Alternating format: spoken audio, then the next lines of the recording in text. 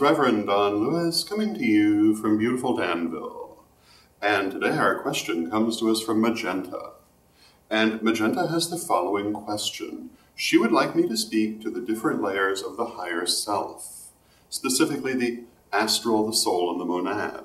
And she explains that she has no difficulty understanding the lower self, the physical, the emotional, and the mental, and she understands the penultimate level, the divine, perfectly fine, but these three levels of the higher self she has some confusion about. And this actually speaks to the reason that we refer to them as higher and lower selves.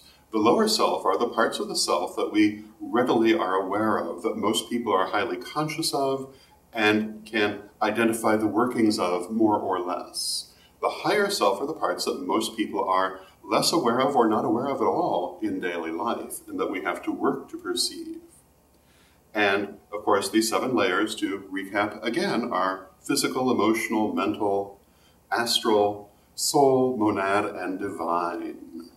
And as to those 3 layers, the astral, the soul, and the monad, here are the differences between them. The astral is where the soul and the conscious self interact to create the physical world. And this is where we do magic. This is where we practice various kinds of astral projection and shamanic journeys and so forth when we interact with the spirit world. This is the level where all things are possible and where things are created. The next level up is the soul, and the soul is basically the repository of all those experiences which all of those other levels have had. The soul basically carries forward all the things that are learned and the lessons that are still being worked on, and it basically is what gives order to these experiences. And the soul can have many, many incarnations. It can have them sequentially and simultaneously, and there can be multiple versions of an incarnation. It's a very complex mechanism, but basically what it does is it organizes and carries forward all of those experiences of all of those incarnations and all the variations upon them. The monad is the part of the higher self that basically sets the path for the soul and all of the incarnations. And the meaning of monad is one, but it actually represents a particular moment of creation, a particular aspect of deity, and the lessons that aspect of deity wanted to learn in that moment. And as initial creation was unfolding, deity went through a number of phases, a number of different directions for the souls that came forth at that time. Some people describe a monad as a soul family or a soul group. But basically a monad has many different souls, just as a soul has many different incarnations. And the monad basically are the ultimate purposes for those souls and those incarnations. Within the monad, within that snapshot of deity at that moment of creation, are the ultimate purposes that deity wished to accomplish through that line of incarnation. So those would be the differences between the 3.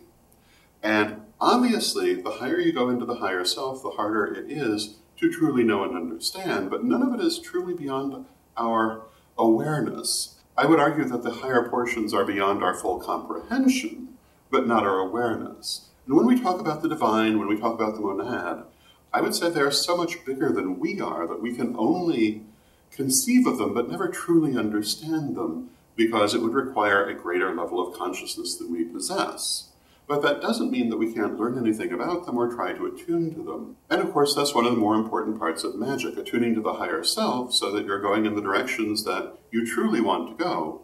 Because ultimately the desires of the soul and the incarnation trace back to the monad, which in turn traces back to deity at a particular moment in creation. So I hope that makes it a little clearer, and until next time, may you blessed be. Pray for peace. Pray for love. Pray for stability. Pray for the nation where you live. Pray for the world. Hello, this is Reverend Don Lewis coming to you from witchschool.com. Are you looking for the best in pagan and magical education? With more than 12,000 pages, witchschool.com is like having your own personal library with individual learning assistants to help you study. And Witch School's anyone, anytime, anywhere education system is available any place on Earth, anywhere you are and anytime you want it, as long as you have an internet connection.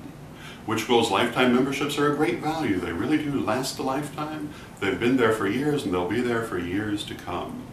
So get your membership today at witchschool.com.